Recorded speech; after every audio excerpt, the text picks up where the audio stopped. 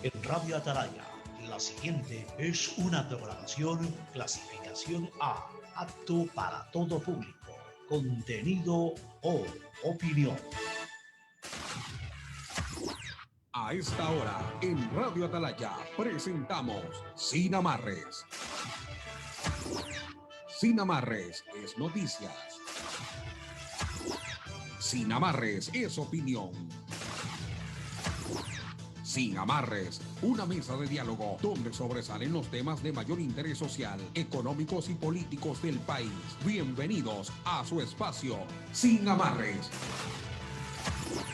Bajo la conducción y dirección del sociólogo Stalin Poveda Granoble. En el aire.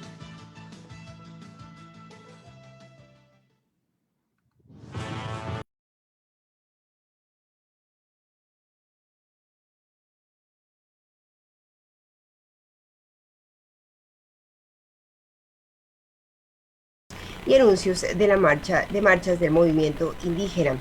Durante el feriado hubo incertidumbre respecto al acuerdo para el reconteo de votos al que llegaron los candidatos Guillermo Lasso y Yacu Pérez en el Consejo Nacional Electoral. Cartas y declaraciones de ambos parecían poner en riesgo lo pactado. Sin embargo, para la noche de ayer estaba prevista la reinstalación de la Audiencia de Escrutinio Nacional. La misión de observadores de la OEA hizo un enérgico llamado al CNE respecto a la definición de estos resultados. Y en otros temas lamentables, por cierto, hay duelo nacional por muerte de Gustavo Noboa. El expresidente falleció en Estados Unidos. El presidente actual, Lenín Moreno, anunció el decreto de duelo. Gustavo Noboa murió a los 83 años. Ecuador está de luto. A partir de mañana decretaré duelo nacional en memoria de Gustavo Noboa, dijo el presidente Lenín Moreno en Twitter. El fallecido ex jefe de Estado implementó la dolarización y fue parte de la comisión que negoció la paz con Perú. Por otro lado, también nos dice diario El Universo, tráfico de especies creció con pandemia. Un análisis de la organización Wildlife Conservation Society sobre noticias de decomisos de fauna silvestre viva y de sus partes durante el periodo de julio a diciembre de 2020 determinó que 133 se originaron en Ecuador, 67 en Colombia, 43 en Bolivia y 37 en Perú. Por otro lado, vacunación para niños se normalizará, anuncia el gobierno, que dice que hasta el 22 de febrero el país contará con las vacunas de pentavalentes. Esto pues había sido una crítica de algunos padres de familia que no encontraban dichas vacunas en los centros de salud. Por otro lado, COE informa de 80 muertes en feriado. Son 44 por tema sanitario, 13 muertes violentas y 13 por accidentes, además de 8 suicidios. Otros temas en lo económico, país se excedió en la preventa de petróleo. Petroecuador prevé un faltante de 7.51 millones de barriles para 7.51 de barriles para el 2022. Así también en lo político, apellidos ya conocidos van a la asamblea. Hijos de antiguos políticos fueron elegidos para sumarse al legislativo. Y en la foto principal del Universo, una imposición de ceniza diferente. Los católicos inician la cuaresma sin recibir ceniza en la frente, sino que los sacerdotes la soltarán sobre la cabeza. Aunque con la pandemia hay cambios, la ceniza está lista. Vamos ahora a revisar la agenda noticiosa que destaca hoy también diario El Comercio. Preocupación interna y externa por escrutinios. Presidente Moreno, organismos internacionales y veedores mostraron preocupación por el proceso que está detenido de conteo y recuento de votos. Anoche el CNE tenía previsto hacer cambios en las juntas provinciales. Así también señala País de luto por quien concretó la decisión de dolarizar. Se refiere al expresidente Gustavo Noboa Bejarano. Por otro lado, también nos dice alcalde Yunda, imputado debe utilizar grillete. En otros temas, en Chile se vacuna contra el COVID hasta en los vehículos. Realmente una campaña que se convierte en un referente mundial de vacunación a gran escala que está llevando el país del sur. Y también nos presenta una imagen que señala un feriado marcado por la indisciplina. Realmente hay varias imágenes que saltaron también en las redes sociales que generan preocupación por cómo la gente vivió sin respetar las medidas de bioseguridad.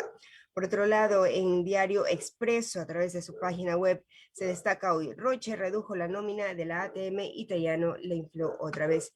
señala uno de sus titulares. Así también el Pleno del CNE no aprueba el informe sobre el recuento de votos.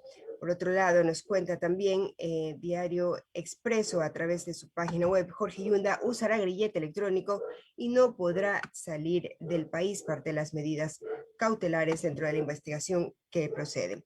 Por otro lado, también nos dice Diario Expreso, la vacunación para niños se va a regular hasta el 19 de febrero. Misión de la OEA manifiesta su preocupación por la falta de decisión en el proceso electoral, señala Diario Expreso, que finalmente nos dice la presidencia gastó más de 25 millones de dólares durante el año pasado. 6 de la mañana con 38 minutos, estimado sociólogo. De esa manera concluimos este recorrido informativo. Muchas gracias, Teresa. Debemos y me sumo al pensamiento y sentimiento de todos nuestros compañeros en este programa, de exteriorizar nuestros mensajes nuestros mensajes de solidaridad por un lado y por otro lado de pesar por la irreparable pérdida, muerte del expresidente Gustavo Noboa, sus familiares y amigos. Ayer escribí una nota en Calor Político donde decía que un legado histórico trascendente ha dejado el doctor Gustavo Noboa en la conciencia de los ecuatorianos. Por un lado, gobernó para la historia y se quedó con el poder, y esa historia lo juzga en función del acierto que tuvo como legado, por ejemplo, de esa transición de consolidar esa transición hacia la dolarización, un proceso realmente que requirió en su momento de decisiones políticas, de carácter y de criterios para sostener esta transición a nivel de la dolarización. Realmente la historia lo recordará, lo vamos a recordar siempre muchos. Ayer leía un mensaje de nuestro compañero Alcides Montilla, lo que había significado para él, Gustavo Noboa, trascendiendo más allá del cargo o el rol de presidente de nuestro país, y íntimamente ligado a su carrera, la forma, la relación. Él se lo ha determinado como formadores de juventudes en valores que tanto han reconocido y que se reconoce ese legado también muy importante. Paz en su tumba.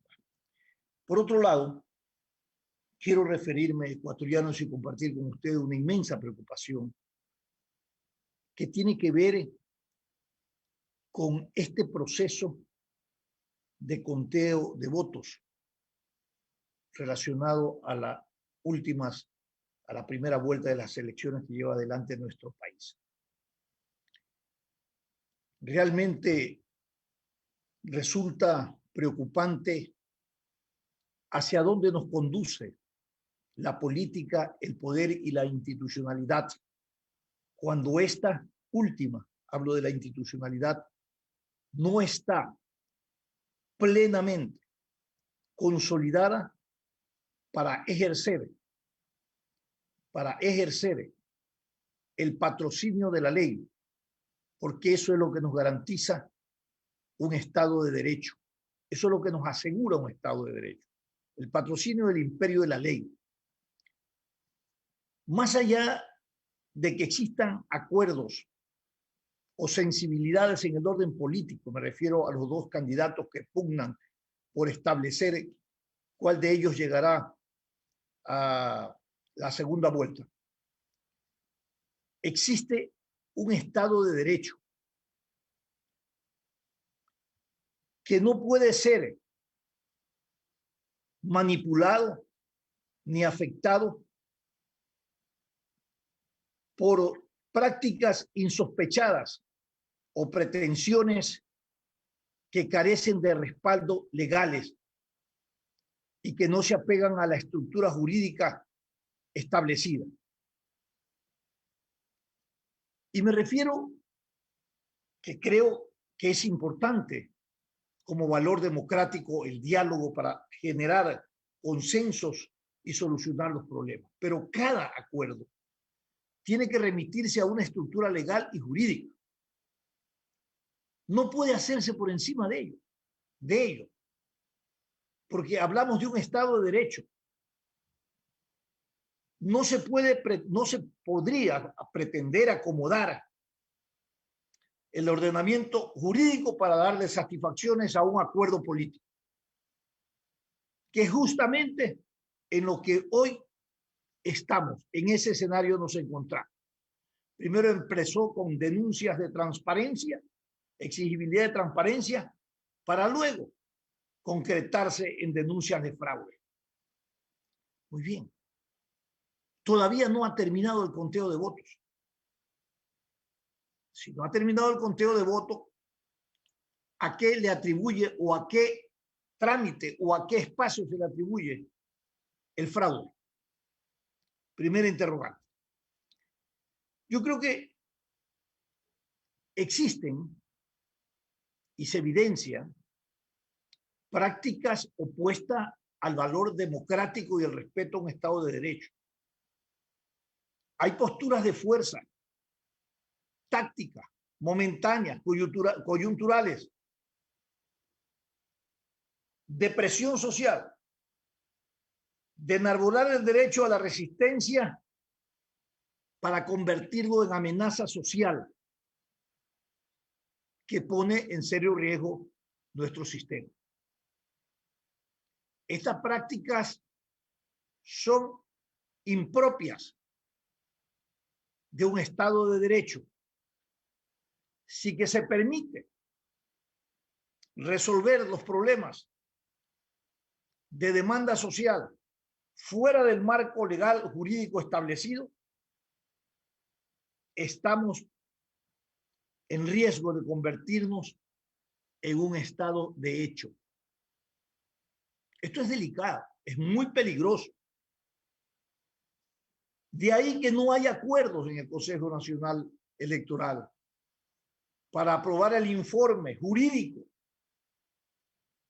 donde se plantea el reconteo, el reinicio del conteo general de las elecciones, las aperturas de urnas, que de alguna manera ese informe recoge los planteamientos.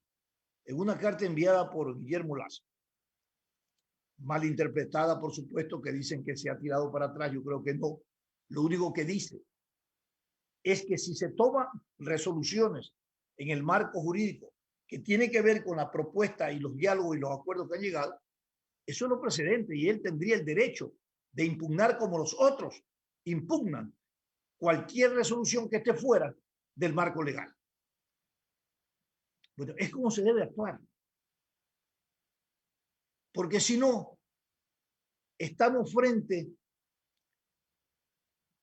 a una situación de una hiperdemocracia que subordina la estructura legal constitucional a una resolución política. Muchos pensadores, sociopolíticos, sociólogos, esto consideran que podría ser una nueva ética social, pero la nueva ética social tiene que ver con el carácter de exigibilidad y de pertenencia que tiene la sociedad respecto a valores y derechos consagrados en el ordenamiento jurídico constitucional. No es que nace una nueva ética social para desconocer la estructura de un Estado de Derecho que nos garantice el imperio de la ley. En ese imperio de la ley, nosotros tenemos un contrato social que se establece a través de una constitución y el ordenamiento jurídico, que es de doble vía, deberes, derechos y obligaciones.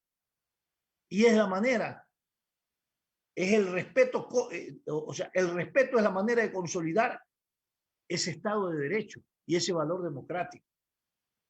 Hoy asistimos a un gobierno de tumultos, de masas. Sería interesante leer Ortega y Gasset respecto al hombre de masas y a las sociedades de masas. No se puede traspasar la garantía del imperio de la ley a una presión de orden social que se masifica en función de coyuntura y de juegos de intereses y de carácter de utilidad o carácter de utilidad y de oportunismo del manejo de esas masas. Por ahí alguien decía que las masas rebasaron o ocuparon el espacio que dejó la clase política y que ahora, en función de esa presión social, que se convierten en chantaje frente al Estado en algunos casos, o que desactivan o que ponen en riesgo la consolidación de la estructura de un Estado de Derecho, se pretende decir que las masas hoy demandan directamente lo que necesitan frente al Estado y que ya no es necesaria una estructura de partido. Es equivocado. Yo creo que también una estructura de partido es el ordenamiento, es la forma como racionalmente se van dirigiendo y canalizando las aspiraciones de la sociedad en su conjunto. Porque sabemos, cuando son los gobiernos tumultuosos, cómo comienzan estas manifestaciones masivas.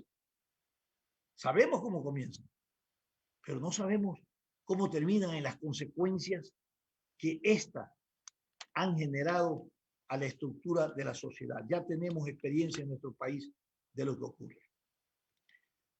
Esta fuente de inseguridad jurídica que se genera cuando se pretende resolver o darle espacio a un acuerdo político o cuando se resuelve a favor de la política, es cuando nosotros estamos frente a una colisión entre la aspiración de la política y el derecho constituido. Fíjese cómo es.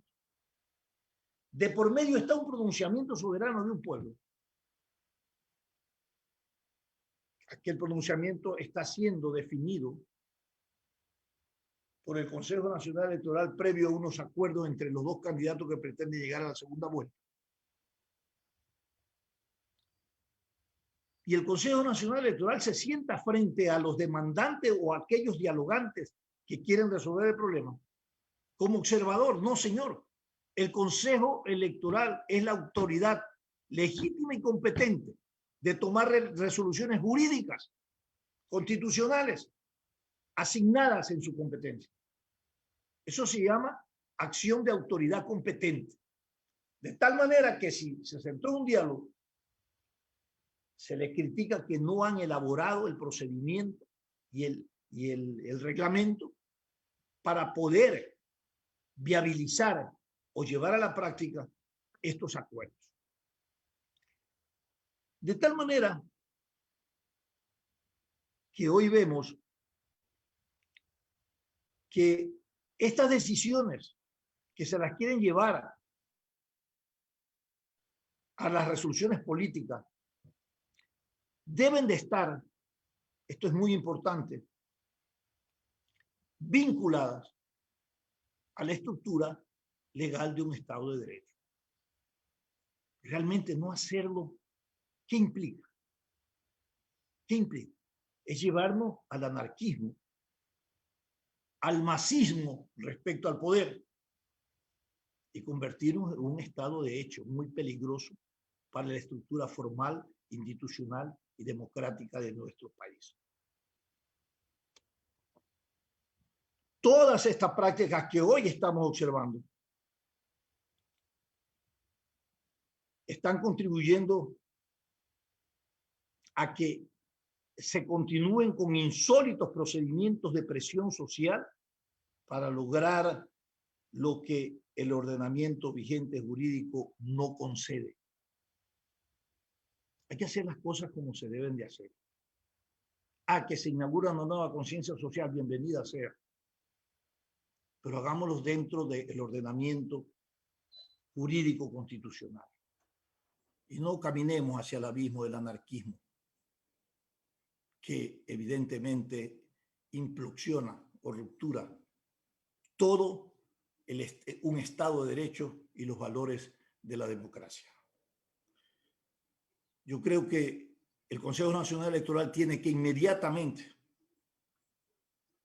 tomar resoluciones que tengan que ver con el conteo de votos, luego un reglamento de procedimiento de estos acuerdos, y los candidatos tienen el derecho de impugnar, como así se lo establece la ley, los actos que ellos consideren que tienen que impugnarlo. En definitiva, es un llamamiento a una paz social en donde está en juego el respeto a un pronunciamiento soberano del pueblo. ¿Cuál es el mensaje que le estamos dando al pueblo ecuatoriano? Que ni siquiera después de 4, 5, 6, 8 días que hemos ya elegido, que hemos puesto nuestro voto en las urnas, ni siquiera tenemos el resultado final, el conteo final de este proceso electoral. De tal manera que debemos estar atentos y alertos, que todo lo que se resuelva, hágaselo en los marcos legales vigentes. Es la única manera de preservar el Estado de Derecho y la tutela del imperio de la ley. Teresa. Así es, sociólogo. Yo creo que es importantísimo que el CNE tome ya el liderazgo de esta situación, que se pronuncie, que haya consenso, ¿no? Que no solamente lo haga por Twitter, por declaraciones ante los medios, sino que primero se busque el consenso entre todos los miembros de cómo se va a proceder con este reconteo de votos, cómo se va a proceder con estos pedidos que están haciendo los candidatos, que tomen el liderazgo y que sea el que defina qué se va a hacer y cómo se va a hacer, porque por la tranquilidad de los candidatos, por la tranquilidad del país, porque además debemos comprender que las elecciones se ganan con los votos en las urnas que ya están dados y no en las calles, no con amenazas, no en las calles en este momento. Hay que hacer un llamado a la tranquilidad, eso sí, a estar vigilantes, a estar pendientes. Tienen ambos candidatos el derecho de permanecer, de estar viendo cómo se desarrolla el proceso. Eso no es un derecho que no se les puede quitar, pero las amenazas de marcha, las amenazas de querer retomar manifestaciones, creo que están de más, creo que le hacen daño al país. El país está viviendo un momento de crisis. Lo que hicieron ambos candidatos de sentarse frente a frente fue muy positivo, creo que ambos sumaron puntos, fue un momento de democracia legítimo que la gente aplaudió, que la gente destacó, pero que eso no se empaña ahora por malos entendidos, por malas interpretaciones y nuevas amenazas de querer salir a marchar. Insisto, los votos ya están dados, lo que hay que pedir es un proceso transparente para que se destierre toda duda, toda mancha que pueda generar mayor incertidumbre, por el bien de los candidatos, pero sobre todo por el bien de todo el país, y que lleguemos a una segunda vuelta realmente conformes con lo que se haya, los resultados que se den, pero que además no se dilate mucho, porque mientras más se dilata, mayor incertidumbre se genera y además se pierde tiempo valioso en la que cualquiera de los dos candidatos puede estar informando o retomando su campaña de acuerdo a las necesidades que haya visto ya en la primera vuelta. Entonces es importante que esto se haga ya, se haga pronto, y el CNE es la parte del organismo indicado para llevar adelante este proceso. Ningún candidato, ninguna otra persona le puede decir al CNE cómo debe realizar este proceso, si no es la propia institución con el consenso de sus consejeros. Al final, Teresa y ecuatorianos, hay que valorar lo que es el Estado de Derecho. Porque, nuevamente va a dar redundancia, al final es el defensor histórico de los derechos de las mayorías. Ese es el sistema que tiene que prevalecer, sostenerlo y consolidarlo para garantizarnos esos derechos. Vamos con nuestro anunciante, tenemos nuestro... Entonces me dice que ya está junto con nosotros nuestro invitado, el doctor Francisco Huerta Montalvo, quien justamente podríamos comenzar también a analizar estos temas. Le damos la bienvenida. Doctor Francisco Huerta, ¿cómo está usted? Es un placer saludarlo. Qué gusto saludarlo. ¿Cómo está la salud primero, la personal, que eso es lo importante? Bueno, aquí andamos sobre el potro. Bueno, cabalgando sobre el potro. ¿Ah? ¿Es un potro que podemos domar? ¿Es muy chúcaro? ¿O podemos llegar a un entendimiento final en este proceso electoral? ¿Qué está pasando con la institucionalidad, con la política y con el poder? Yo creo que el potro tengo que domarlo primero, aprendiendo a madrugar otra vez, porque con muy bien. Coronavirus ya dormíamos hasta la hora que queríamos. Así es.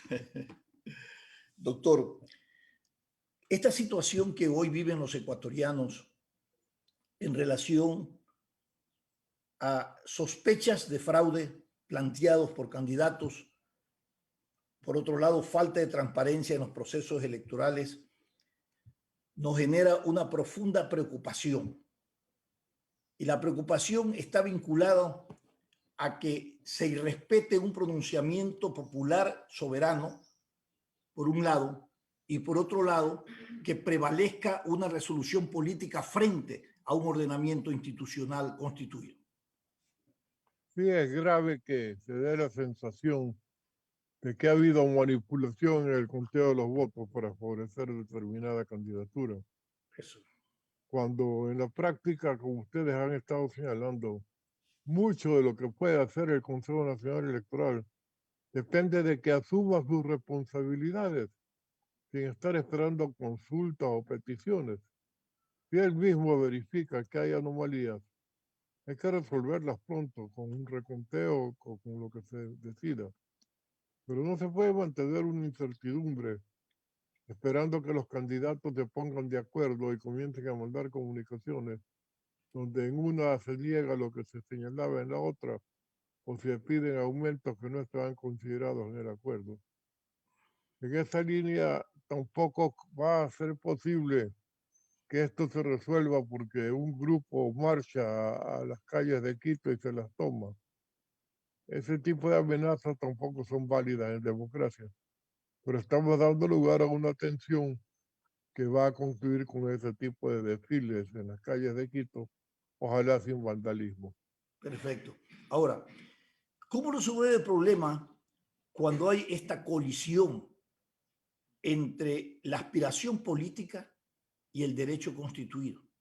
Porque este es lo que existe en este momento.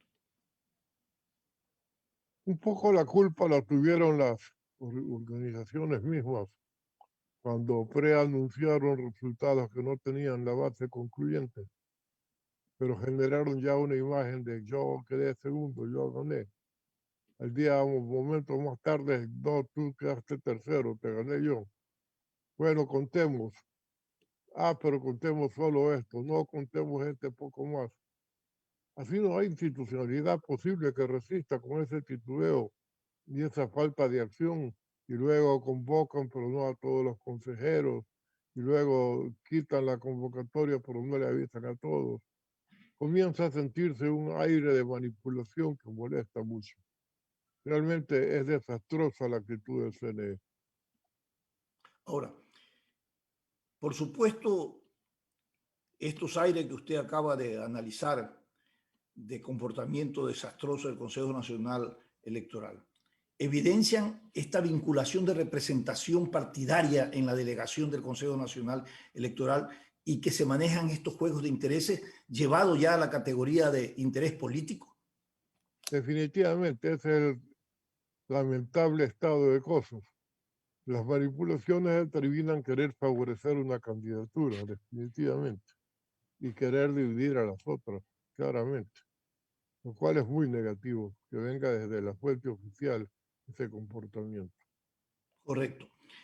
Frente a esa alternativa, si no hay unas resoluciones de autoridad competente como es el Consejo Nacional Electoral, el ejercicio pleno de un derecho que es la resistencia puede convertirse evidentemente en el caos, en una insurgencia, en una confrontación, en una contradicción, que sabemos cómo empieza, pero no sabemos cómo termina.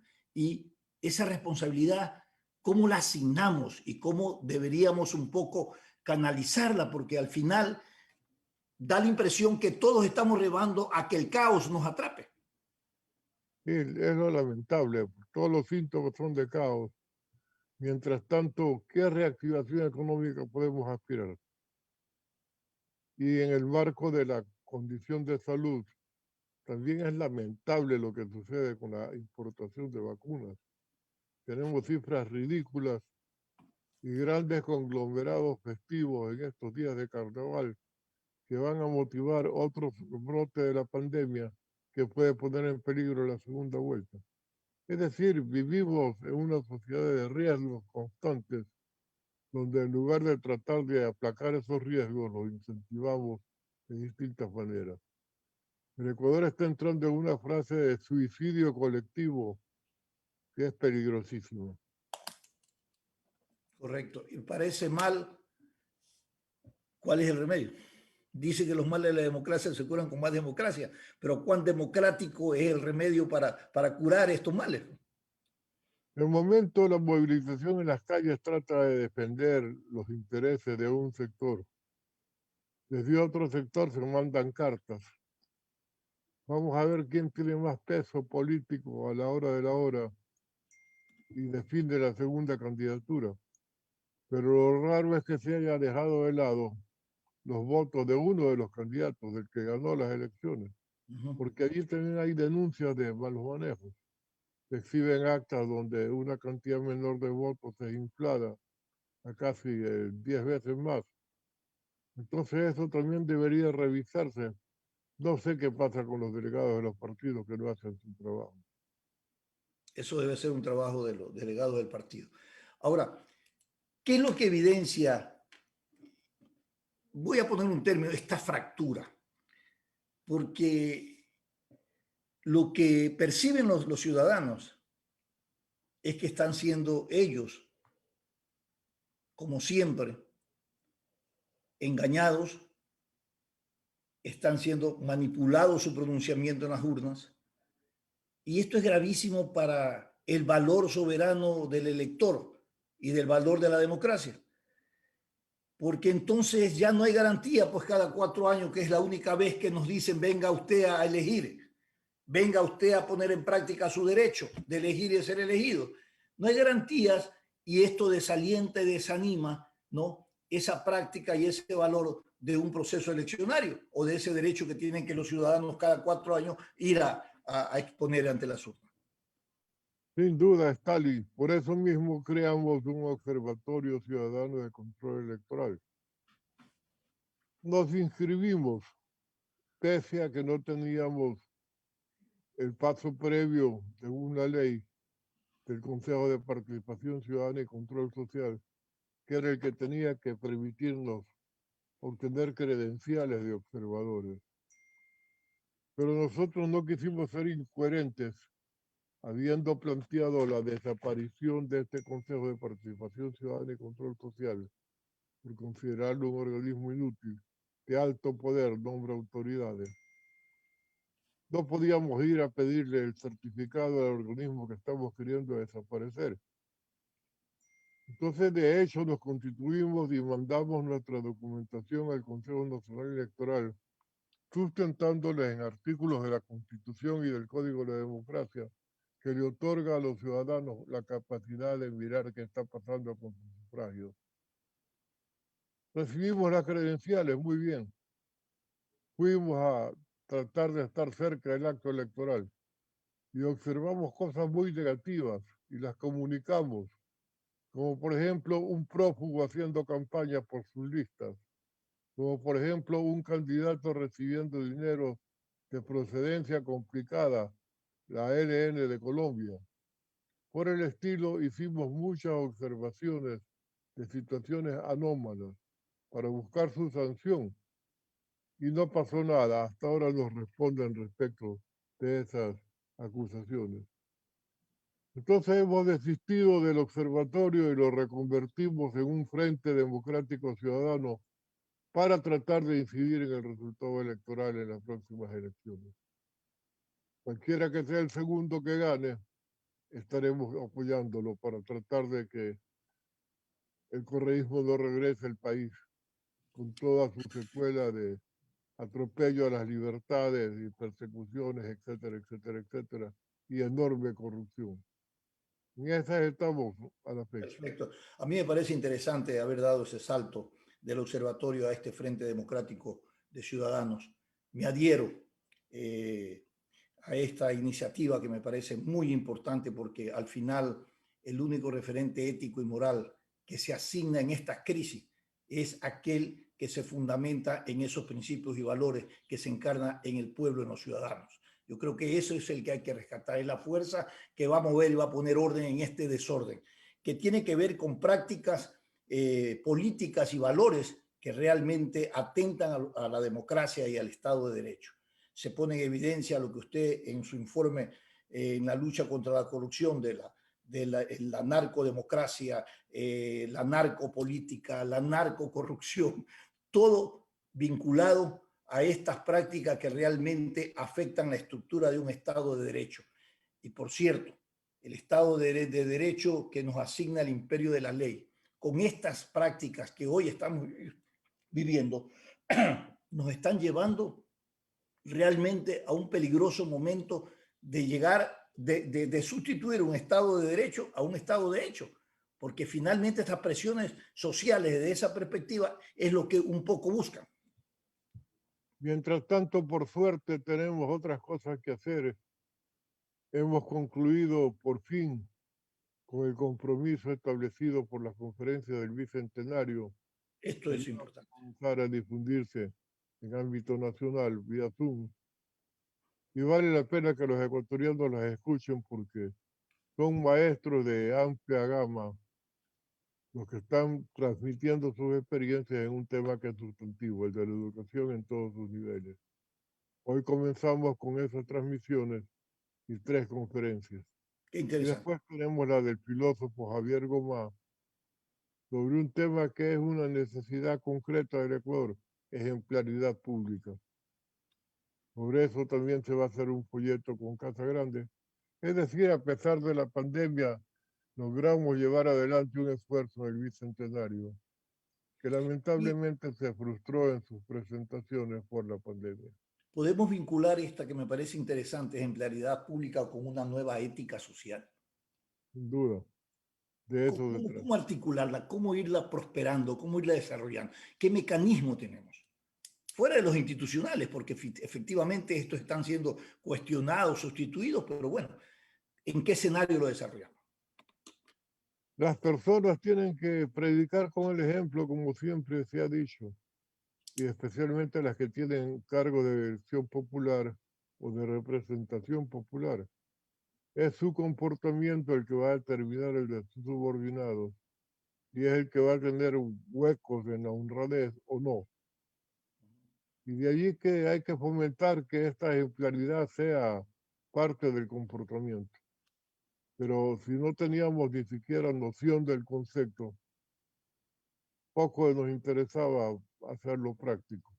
Alguien reflexionaba sobre esto y decía, bueno, está bien, el concepto de los nuevos valores, de esa nueva práctica, de esa cultura que tienen que los ciudadanos empezar a imprimir. Pero luego, me decía él, nos encontramos con una estructura jurídica, constitucional y una gestión de la administración de la justicia con discrecionalidades que torpedea estas iniciativas, más que torpedea, es una especie de puerta de retención para seguir avanzando en esa nueva ética social. Puede ser, depende de cómo se la mire. En todo caso, en España han motivado 4 libros sobre estas reflexiones. Perfecto. Valdría la pena tener la oportunidad de oír al filósofo, ganador del Premio Príncipe de Asturias, entre nosotros, y tener reflexiones que nos acompañaron. Lástima que ya no podrá ser nunca más, con la presencia de Gustavo Novoa haciendo reflexiones sobre su experiencia como rector universitario. Ese es el recuerdo que tenemos ahora de estas jornadas. Y hablando de la academia, ¿qué rol tiene que jugar la academia en esta nueva, más que nueva, en este desafío de una nueva ética social, partiendo de la soberanía de un pueblo? La formación de sus estudiantes es clave en estas direcciones. Por eso los cursos de ética tienen que estar vinculados al quehacer cotidiano de las universidades. Hay programas de bioética en universidades como la de la SUAY y muchas otras de Cuenca, pero entre nosotros no hemos logrado montar ese tipo de programas. Parte de la razón de esta conferencia también es incentivar el diseño y montaje de este tipo de operaciones en todas las universidades del país. Ya, eso es en lo instructivo. Y en la vida familiar, ¿cómo articularlo?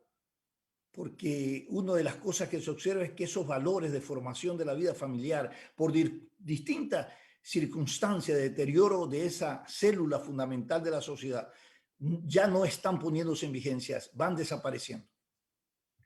Sería deseable que también logremos contar con los padres de familia en cursos sobre estos temas. Lamentablemente la pandemia ha dislocado muchas cosas. No tenemos siquiera posibilidad presencial todavía en muchas universidades, peor con padres de familia. Pero a corto plazo, que la condición sanitaria lo permita, trabajaremos en esas direcciones. Perfecto. Ahora, coménteme usted eh, el tema del Bicentenario. ¿Cuántos libros se van a publicar? Hay 15 títulos nuevos. 15 títulos. Están Bastante. circulando, ya están circulando muchos de ellos, de libros que son difíciles de conseguir y que son relatos claves sobre la independencia. ¿Y por qué es difícil de Eso. conseguir? Porque ya son incunables, ya hay una edición inédita por ahí perdida en algún museo. Hay que reimprimir. Hay que reimprimir, ¿no? Sí, Sin sería duda. interesante conocer esa relación histórico-lógica de cómo evolucionó nuestra ciudad fundamentalmente. Y en el marco, más allá de la producción intelectual, las referencias históricas, en el marco del desarrollo de la ciudad, ¿qué es lo que nos dejó el Bicentenario? Bueno, nos está dejando esta movilización aérea, es parte Importante. de la actividad del Bicentenario. Y uno que otro monumento pequeño en las calles. Tenemos el proyecto de la Casa de Villamil, que está parado de momento también por motivo de la COVID, Ujú. pero por motivo de recursos económicos que tuvieron que tocarse para comprar vacunas, Claro. algunos recursos para frenar el coronavirus. Ujú. Pero trataremos de mantener la programación como estaba prevista a lo largo del tiempo. ¿Qué hay que consolidar como concepto de ciudad post-bicentenario?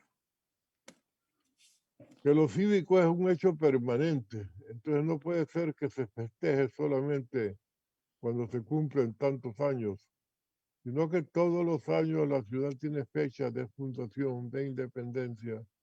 Especialmente la ciudad de Guayaquil, ha contribuido tanto en la historia nacional que no debería pasarse ninguna fecha sin recordación. Sea cual sea el contenido político de esa emergencia, se quedó como un hito. El 15 de noviembre o el 28 de mayo son fechas guayaquileñas que la ciudadanía no debería olvidar, aparte del 5 de junio y el 6 de marzo, y por supuesto la recordación mayor del 9 de octubre. Perfecto. Teresa, ¿tienes tú alguna pregunta para nuestro Sí, invitado? doctor, yo creo que es importante ampliar un poco la información acerca de estas conferencias por el Bicentenario, cómo se puede acceder a ellas y cuáles son los ejes principales que se están manejando, en qué temas estarán enfocadas estas conferencias. Básicamente las que hemos mantenido por Zoom en esta temporada, aparte de las que ya se dictaron, son 3 conferencias sobre educación y la conferencia del filósofo Gomá. Aparte se hizo un esfuerzo con el Club Rotario para dar a conocer también manejo en las escuelas, de forma que haya niños saludables en esas formaciones. ¿De qué fecha serán? ¿Y Se dónde se van? anunciará en los medios de comunicación toda la fecha. Ya. ¿Van a Entonces, seguir siendo a través de Zoom o pueden ser algunas presenciales, no sé, No, todas son grabadas ya, pregrabadas. pregrabadas? Están pregrabadas hace algún rato ya, recién van a exhibirse porque ha habido la posibilidad de tener más espacios entre la pandemia y la coyuntura que vivimos, pero Ujú. son pregrabadas, pero no han perdido su interés para nada. Claro. Y en el interés, ¿cómo se accede? Se van a publicar las respectivas fechas de presentación en los diarios nacionales y por las redes. sociólogo, precisamente para información de la ciudadanía, de nuestros oyentes, hay una página, doctor, si nos confirma, conferenciasbicentenariogie.com, conferenciasbicentenariogie.com, precisamente donde se anuncia que este es un evento en línea sin costo alguno del 22 al 26 de febrero. El 22 al 26 de febrero justamente está la programación ya puesta con conferencias por el tema de educación para el desarrollo, conferencias también que tienen que ver con otros aspectos. Del 22 al 26 de febrero también hay sobre ejemplaridad pública y Guayaquil Cardio Saludable. Son los 3 ejes que maneja las conferencias. Ahora, doctor, sobre esto de ejemplaridad pública, ¿cuál es el objetivo? ¿Cómo se prevé esta conferencia? ¿Qué se busca con ella? Que Javier Gomá, que es el autor de los textos, filósofo español, nos cuente su experiencia al respecto, con un hermoso diálogo que ya le contaba, tuvo la oportunidad de la participación del doctor Gustavo Noboa y también un filósofo español y un filósofo cubano que trabaja en la Universidad Casagrande. Y yo, que soy lector de Gomá, hicimos algunas presentaciones interesantes. Todo eso está grabado y todo eso será expuesto en la conferencia. Lo mismo que Marcia Gilbert. Muy Entonces, bien, un diálogo simpático, sí. muy bien. Queremos agradecerle, doctor Francisco Huerta, por A haber... ustedes, Lo con hemos hecho gusto. levantado, lo hemos hecho levantar muy temprano. Ya no Así estaba es, hace señor. tiempo, la pandemia estaba descansando con mucho más tiempo. No, lo que pasa es que yo leo hasta tarde. Eso es. Justamente ahora tengo un libro de Gomá sobre la dignidad que vale recomendar. ¿De quién es? Del mismo autor, Javier Gomá, de la Sí, sobre la ejemplaridad dignidad. pública. Sí. Qué La bueno. dignidad es un factor que se tiene como preestablecido, pero no se lo ha definido en sus complicaciones, en sus derivaciones, en todo lo que significa. Pero es clave. Es claro, Sin ¿no? dignidad no se vive. Pero hay que saber que se tiene esa noción de dignidad muy presente. Este dicho que hay muy común, lo último que tú puedes perder es la dignidad, ¿no? Eso refleja Fíjese, la si importancia de... aplicáramos eso a los comportamientos de los funcionarios, no diríamos que tienen dignidad la mayor parte de ellos. Así es, así es. Francisco, muchísimas gracias por haber aceptado esta invitación y haber abordado estos temas realmente de mucha preocupación y de trascendencia que hoy se debaten en la agenda de la vida nacional. Gracias por haber estado con nosotros. Felicidades. Teresa. Muchísimas gracias a nuestro invitado, sociólogo. Ya estamos por despedirnos. Gracias a nuestros oyentes por habernos acompañado. Los invitamos a que sigan en sintonía de Radio Atalaya. Ya viene Fernando Aguayo en vivo.